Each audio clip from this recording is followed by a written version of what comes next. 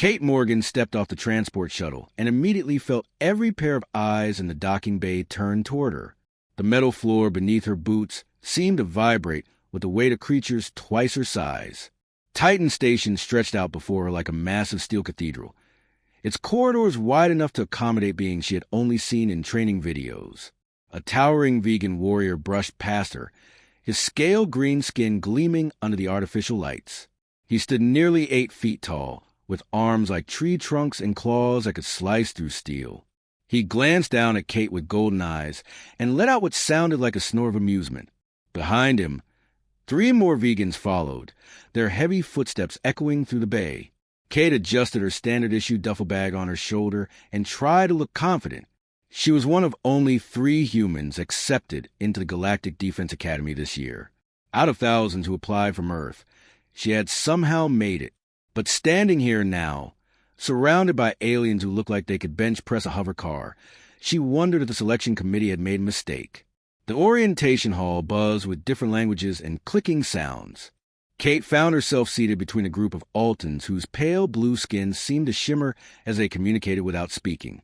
Their large, black eyes would occasionally dart in her direction, and she could swear she heard whispers in her mind that weren't her own thoughts. Telepaths always made her nervous. On her other side sat the Chorix, looking like walking tanks in their natural bone armor. Their shells were dark gray and covered in spikes that could deflect plasma fire. One of them turned his massive head toward Kate, his small red eyes studying her like she was some kind of curiosity in a museum. Commander Vex took the stage, his forearms spread wide in a gesture of welcome. His species, the Thackeray, were known for their military precision and complete lack of humor. 2 of his arms held data pads, while the other 2 gestured as he spoke. "You are here because you represent the finest warriors your species has to offer," Vex announced, his voice carrying easily across the hall. "Each of you brings unique abilities that make you formidable in combat." Kate shifted in her seat as Vex continued listing the impressive capabilities around the room. Vegans with their incredible strength and natural weapons. Altans with their telepathic abilities that could predict enemy movements. Chorix with their nearly impenetrable armor and enhanced reflexes. And humans, Vex paused, his 4 eyes finding Kate and crowd, bring their persistence. A few chuckles rippled through the audience.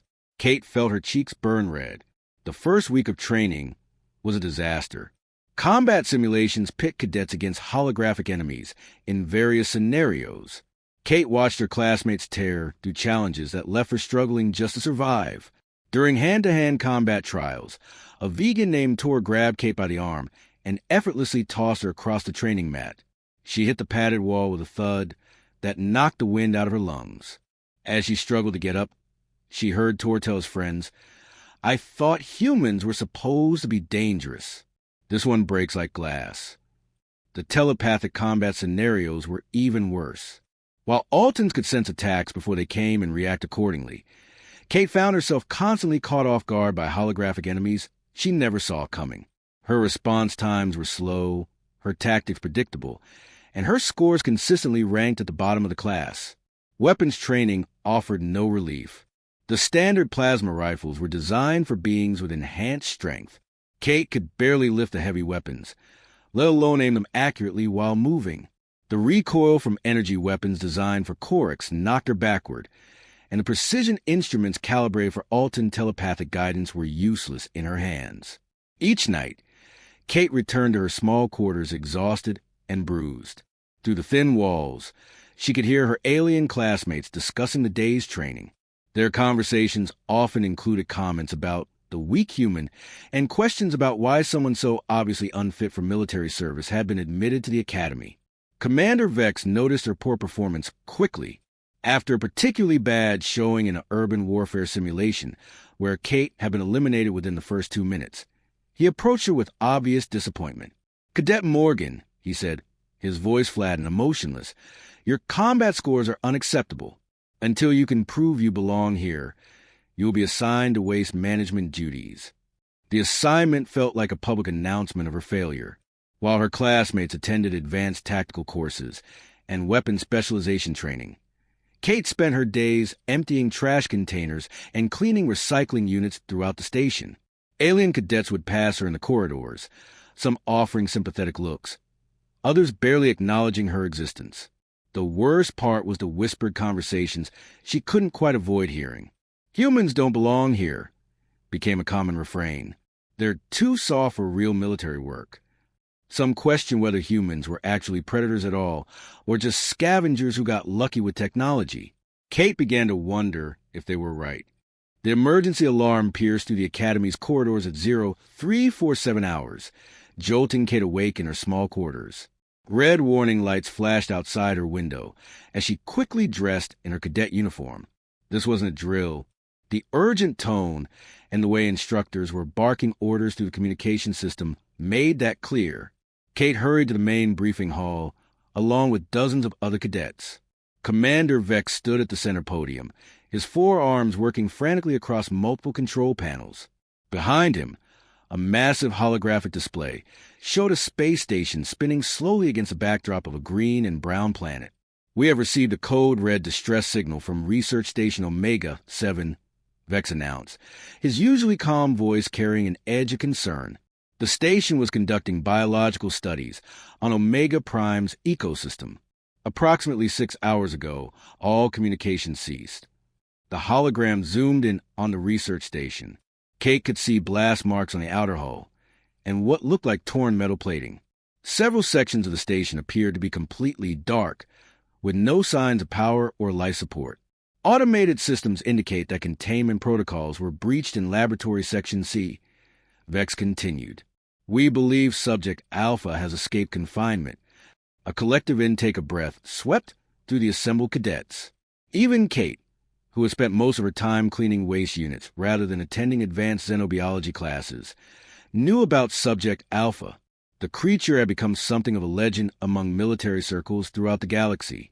The hologram shifted to show grainy footage from the research station security cameras. Kate watched as scientists in white coats moved about their daily routines. Then the image flickered, and when it stabilized, the laboratory was in chaos. Equipment was scattered across the floor, and dark stains covered the walls. But no creature was visible in the footage. The Omega Stalker, Vex explained, is considered the apex predator of its home world. Standing 12 feet tall when fully extended, it possesses retractable razor claws capable of cutting through reinforced steel. Its most dangerous ability is partial phase shifting, allowing it to move through energy barriers and most forms of protective shielding. Tor, the vegan who had easily thrown Kate across the training mat, raised one of his massive arms. Commander, if the creature can phase through energy barriers, how did the research team contain it in the first place? Magnetic containment fields, Vex replied. The creature's bone structure contains metallic compounds that respond to powerful electromagnetic forces. However, the research team appears to have underestimated its intelligence. Security footage suggests it learned to disrupt the magnetic generators by attacking the power systems indirectly. Kate shuddered as she imagined something smart enough to figure out how to escape what should have been an unbreakable prison.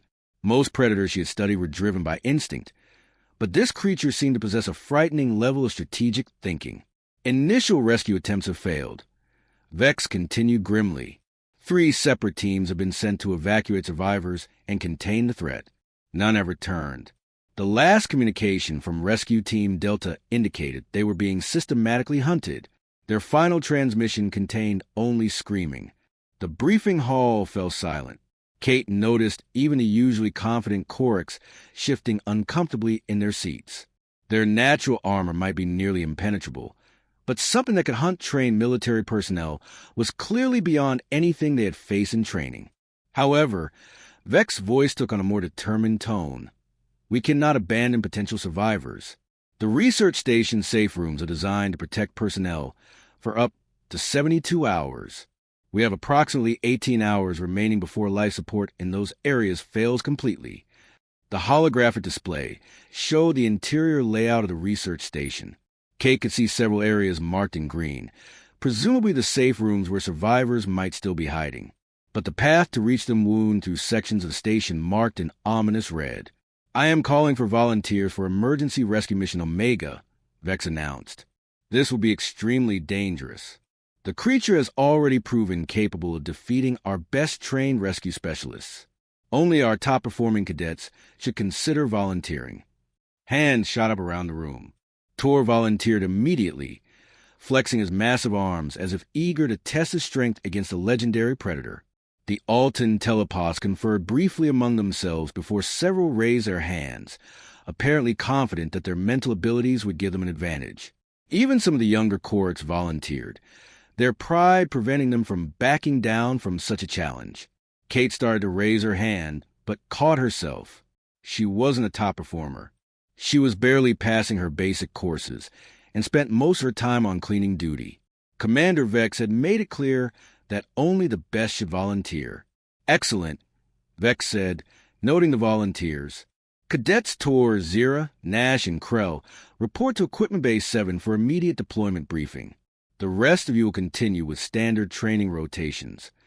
As the briefing ended and cadets began filing out, Kate found herself walking behind the volunteer team. She could hear them talking excitedly about the mission, discussing tactics, and sharing theories about how to defeat the Omega Stalker. Humans shouldn't even think about missions like this, she heard Nash, one of the Alton telepaths, say to his companion. They're too fragile for apex predator encounters. Kate felt the familiar sting of exclusion, but this time it was different. People were trapped, probably terrified and running out of air, and she was being told to stay behind in empty garbage containers while the real cadets handled the dangerous work. Kate crouched behind a stack of supply crates in Equipment Bay 7, her heart hammering against her ribs. The rescue team was loading their gear just 20 feet away, checking plasma rifles and adjusting their tactical armor. She had been hiding here for almost an hour, waiting for the right moment. The shuttle's engines hummed to life, and Kate knew this was her only chance. As Tor and the others performed their final equipment checks, she slipped through the cargo hold's rear access hatch.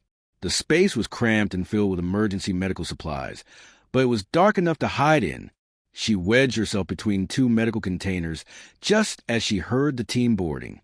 Her legs were already starting to cramp from the awkward position, but she forced herself to stay perfectly still. The shuttle's engines roared louder as they lifted off from Titan Station.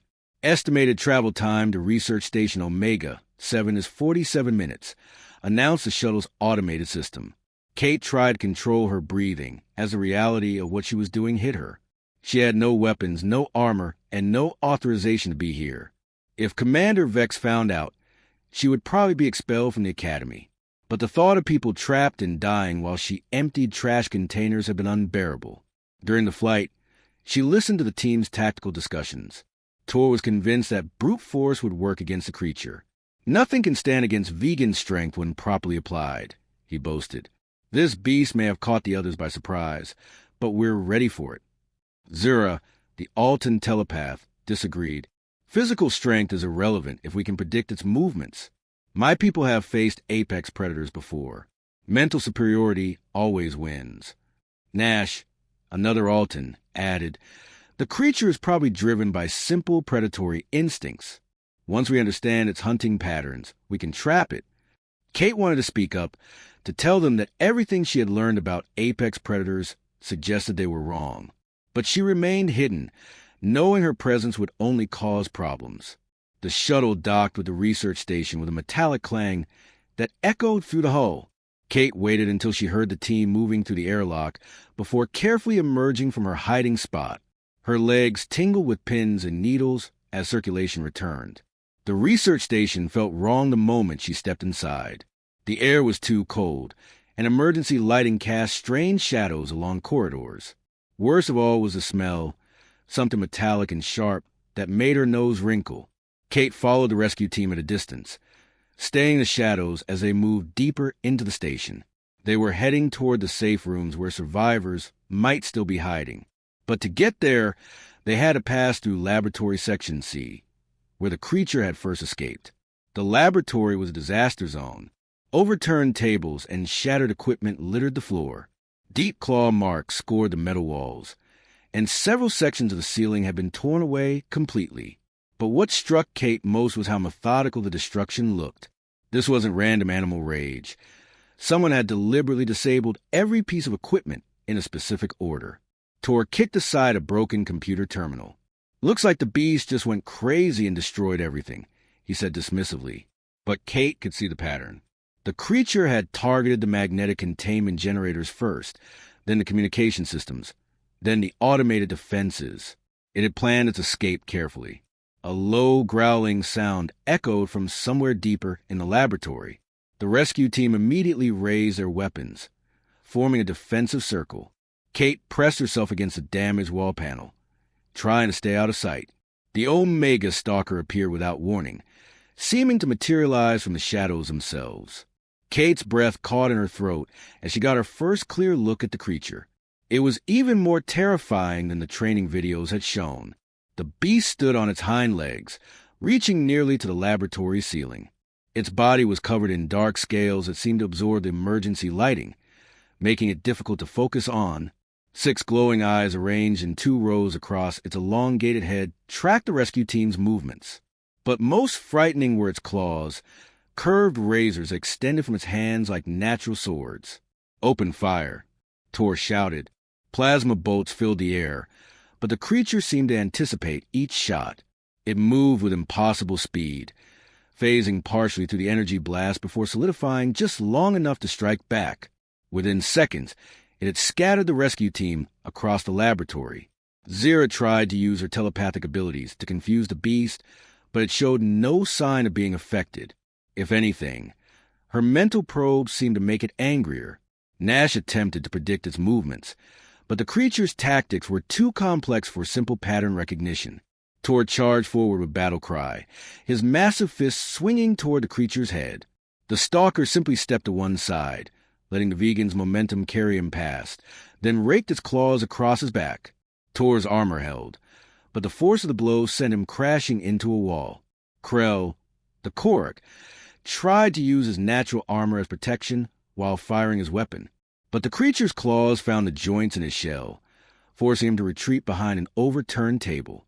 Within minutes, the rescue team was in full retreat, backing toward the laboratory's exit, while the Omega Stalker stalked them like a cat playing with mice. That's when Kate stepped into the light. She moved slowly, her hands empty and visible. Instead of backing away like the others, she walked directly toward the massive predator. The rescue team stared in shock as a small human approached the creature that had just defeated all of them. Kate stopped about 10 feet from the stalker and extended her hand, palm down, fingers relaxed. Then she began making soft, clicking sounds with her tongue, a rhythmic pattern that seemed to echo naturally in the damaged laboratory. The creature froze mid-step, all 6 eyes focusing on her with laser intensity. The Omega Stalker tilted its massive head, studying Kate with intelligence that made her skin crawl. Up close, she could see old scars across its dark scales and a thin collar mark around its neck where the magnetic restraints had been. This creature had been trapped and studied for months, maybe years. "Kate, what are you doing here?" Tor whispered harshly from behind his makeshift cover. "Get back before it kills you." But Kate didn't move. She continued the soft clicking pattern, watching the creature's body language carefully. Its claws were still extended, but its shoulders had dropped slightly. The aggressive posture was shifting to something else. Curiosity, maybe even recognition. "Everyone stay perfectly still," Kate said quietly, never taking her eyes off the stalker. "Don't make any sudden movements, and whatever you do, don't try to shoot it." "Are you insane?" Zira hissed. "That thing just destroyed our entire team." Kate slowly crouched down, making herself smaller and less threatening. The creature's 6 eyes tracked her movement, but it didn't attack. Instead, it lowered its own head slightly, bringing them closer to eye level. "I grew up on Colony Station, Kepler 9, Kate said softly, as much to calm the creature as to explain to her teammates. "My parents were xenobiologists. They spent their careers studying dangerous predators from dozens of worlds." The stalker took a cautious step closer. Kate could smell its breath now, metallic and sharp, like heated iron, but she didn't flinch. Instead, she adjusted her clicking pattern, making it slower and more rhythmic. "From the time I could walk, I was around creatures that could kill me without thinking about it," Kate continued. "Altian shadow cats, vegan tunnel hunters, even a juvenile Korok stone bear. My parents taught me the most important lesson about apex predators. They're not monsters. They're just animals trying to survive. Tor shifted behind his cover, preparing to charge forward if the creature attacked Kate. But she held up one hand in a stop gesture, still watching the stalker's movements. The mistake everyone makes is thinking that dangerous means stupid, Kate explained. This creature isn't attacking randomly. Look at how it destroyed the laboratory. It targeted the containment systems first, then communications, then defenses.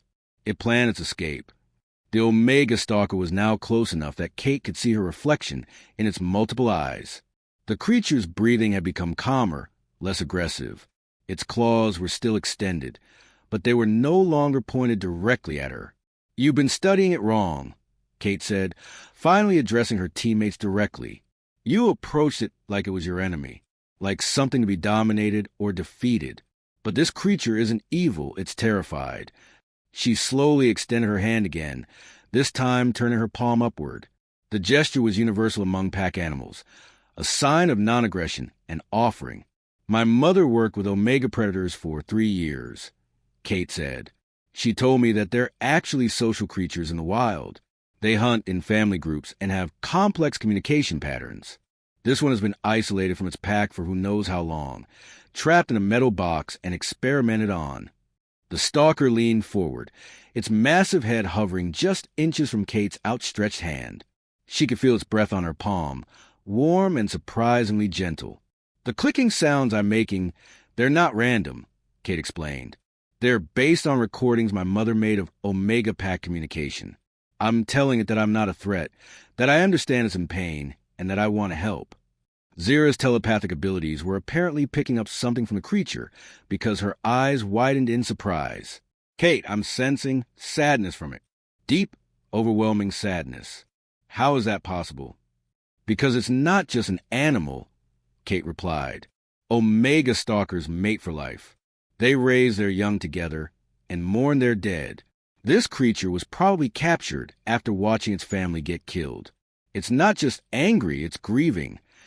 The stalker finally made contact, gently pressing its massive head against Kate's palm. The gesture was so unexpectedly tender that several of the rescue team members gasped in amazement. "The research team treated it like a specimen," Kate said, carefully beginning to stroke the creature's scaled head. "They ran tests on it, kept it in isolation, and never once considered that it might be suffering emotionally as well as physically. No wonder it went berserk when it finally escaped." Nash, the other Alton telepath, was staring in disbelief. "How did you know all this? This information isn't in any of our training materials." Kate smiled sadly. "Because humans are the only species that evolve alongside both predators and prey. Every other race in the galaxy was either the hunter or the hunted, but humans had to learn to understand both sides to survive. We're natural mediators." The Omega Stalker had now settled down completely, lying on the laboratory floor with his head still resting against Kate's hand. Its 6 eyes were half closed, and its breathing had become deep and regular, almost like purring. "My parents always said that the most dangerous creatures make the most loyal friends, once you earn their trust," Kate said. "You just have to approach them with respect instead of fear." Tor slowly emerged from behind his cover, his weapons lowered. "So what do we do now? We still have survivors to rescue." Kate looked up at the massive creature that was now completely calm in her presence. "We asked for help." Kate stood up slowly, keeping one hand on the Omega Stalker's massive head. The creature's eyes followed her movement, but it remained calm and relaxed. She could feel the tension in the laboratory beginning to shift as her teammates realized they were no longer in immediate danger. "The survivors are trapped in Safe Room Delta 3, Kate said, checking the station schematics on a damaged wall display. "But the route there goes through 3 sections where the hull has been breached. The automated systems seal those areas, but there's no atmospheric pressure." Tor stepped forward cautiously, his weapon still lowered. "How do we get through sections with no air? Our emergency suits only have 30 minutes of oxygen." Kate looked down at the stalker, which had raised its head to watch their conversation. An idea was forming in her mind, but it seemed almost too crazy to voice. "What if we don't need to go through those sections?" she asked.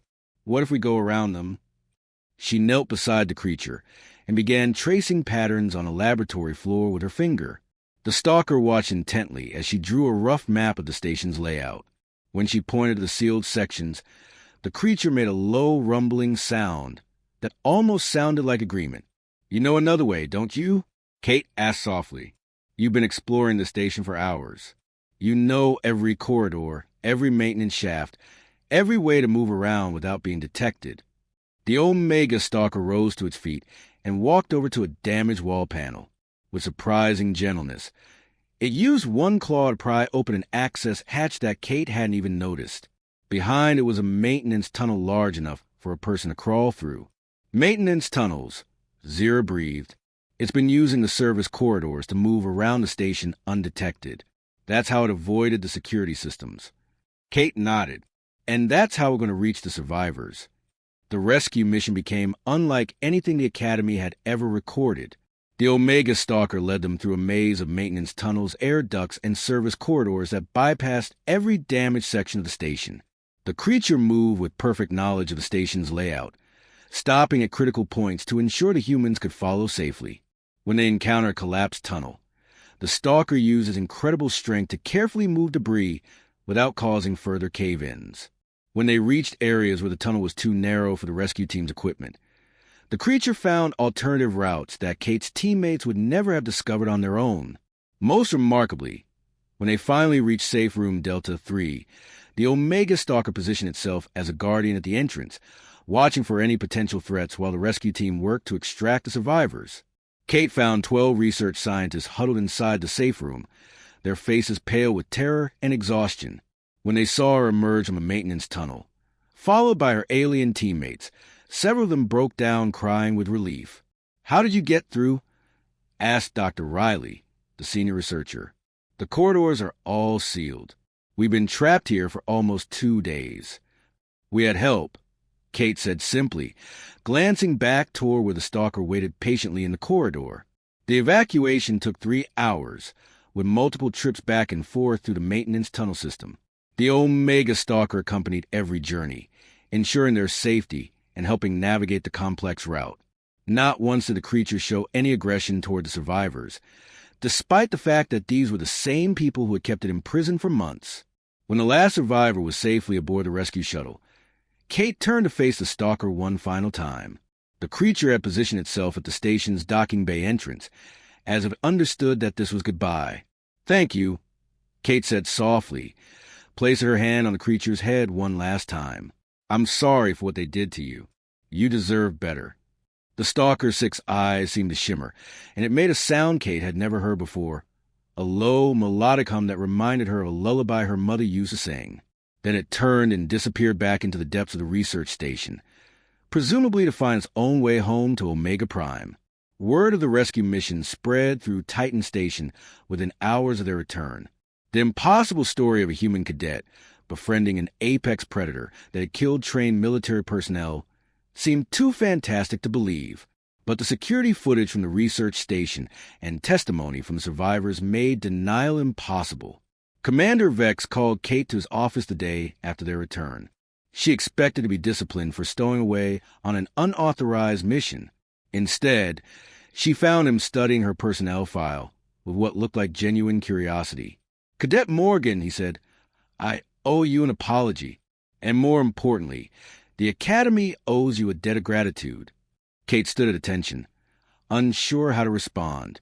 "Your actions have forced us to reconsider our understanding of human capabilities," Vex continued. "We have been evaluating your species based on physical attributes and measurable abilities. We failed to recognize your unique evolutionary advantage." He gestured to a holographic display showing the evolutionary trees of various galactic species. Every other race in our alliance evolved as either predators or prey. They developed singular survival strategies based on their ecological niche. But humans are different. Kate watched as the display highlighted humanity's evolutionary path. Humans evolved alongside both predators and prey animals. You learned to understand both perspectives because your survival depended on it. This makes your species natural intermediaries in conflicts we never thought possible to resolve. The changes came quickly after that. Kate was fast-tracked through her remaining academy courses and granted immediate acceptance into the elite Xenobiological Crisis Response Unit, a position that had never been offered to a human before. But the most satisfying change was in her relationships with her former classmates. Tor, who had once thrown her across training mats, now sought her advice on dealing with dangerous creatures. Zira and Nash, the telepathic Altons, asked her to teach them non-mental communication techniques. Even the proud Korix wanted to learn her methods. How did you know the creature wouldn't hurt you? Tor asked during one of their study sessions. Kate smiled, remembering her mother's words from years ago. I didn't know for certain, but I knew that if I treated it with respect instead of fear, I had a chance to connect with it. Sometimes the greatest strength isn't in overpowering your opponent.